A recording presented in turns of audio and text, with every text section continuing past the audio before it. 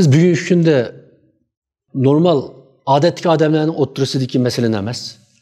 Biz hozir da'vo qilyapmiz. Xitoyga qarshi shunday bir birliksab buluşishimiz nihoyat muhim bo'lgan bir vaqtda bizning siyosiy realligimiz, siyosiy faoliyatimizdagi ba'zi kartinalar, ko'rinishlar insonning qalbini haqiqatan qon qiladi.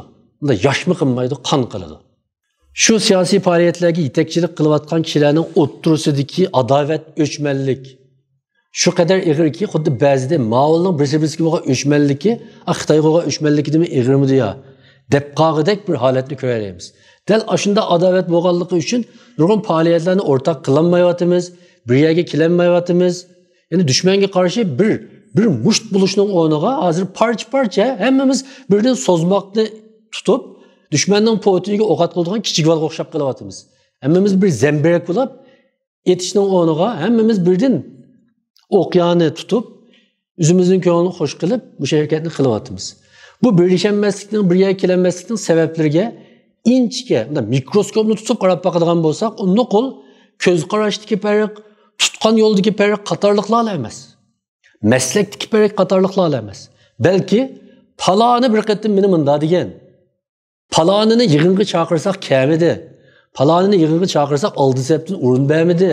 Munda bir ishni qilsak bizning dernekning logosini bujakka qilib qo'yapti deganga o'xshash gaplar bilan paramparcha harakat qilib yuryapmiz. Bu menimcha bugungi bizning siyosiy mujodala realligimizdagi ajoyib cho'pay bir ko'rinishdan iborat.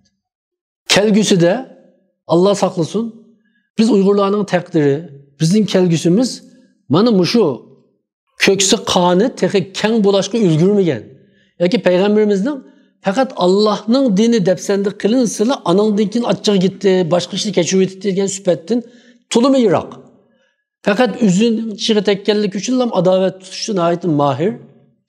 Bu kishilarning sababidan biz bu reallikdan, ya'ni bugungi hozirgi ichinishlik realligimizdan qutulanmay qolmasak ekan deyman. Kunlarning biri bizning shu uvolimiz millatning shu kishilarning gadini kelmaydi demaymiz. Tarixda bu bo'lmaganmi? Uyg'ur tarixida bo'lgan. Biz ilqinayet uçuk aşkar deyişinin haceti yok. Bizden tarihteki nurgun siyasi mücadelelerimizde, nurgun vakalarda ahirki hesapta bizden işimizin işi olmaslığı, galibini kolup keltiremezliği mühim sebeple bir taraftan halkara vaziyetine yer vermezliği digendek sebeple olsa, yeni bir taraftan öz işimizdeki ihtilaf adavetlerini aslında ciddi peytlerde derhal unutup gidip durup, derhal uyuşanmazlıkta, düşmenge karşı bir sep bulup bir yerge kelenmezlikte.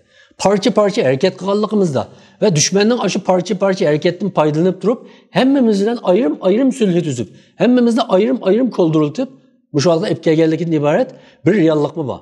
Eğer biz bunu yüzlenmesek, bunu itiraf kılmasak bu hatalık ne?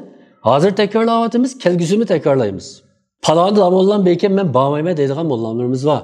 Palanı ziyali aşağıda bolsa ben bağmayma, onu olan köreşmeye dediğim nahit kaltı ziyalilerimiz bugün mü var, burun mu beydi?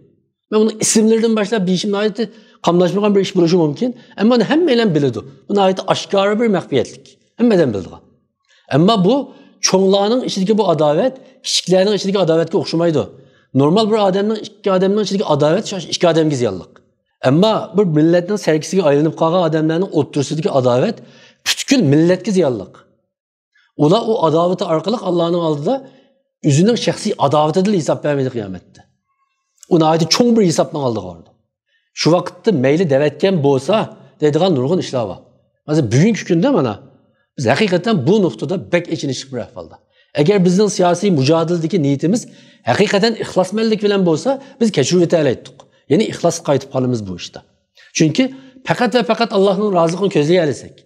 Yani inkılapının galibisini, mücadelenin galibisini hakiki içimizden közleyelisek o vakitte bu yolda yüz bergen, bizge etilgan taşla, bizge etilgan tılla, hakaretle biz hiç kısı yok da bunu da sürtü etip yani kol tutuşup mağalagan bulduk. Biz bugünkü günde hemkarlık için çokum birisi-birisimizde yaxşı görüşümüz şertemez. Şundaqla o mümkün memez. Ama biz akli cihetten birisi-birisimizi əpu qilib etip durup men bununla ihtiyaclıq, o bana ihtiyaclıq. Bu hemmimiz tek kılmasak bolmaydıgan bir iş ma o. Dep bir yerge kilişini ügenmesek, bu kültürünü şekillendirmesek ben kesip etalayma biz galba kılanmayız. Bu milletinin derdini biz uçurgan bugünkü bu krizisini Uyghur milletinin barlık katlamlarındaki, barlık karaşlarındaki kişiler arasındaki şu ihtilaflarını en mümkün boğan dereceye kadar bir mahal olsun çörüp taşlap durup bir yerge kelişke özünün iradesi ve aklı bilen içindeki şu adavet öşmelliklerini besip durup ama iş yüzüde ameli iş kılışka muhtaç.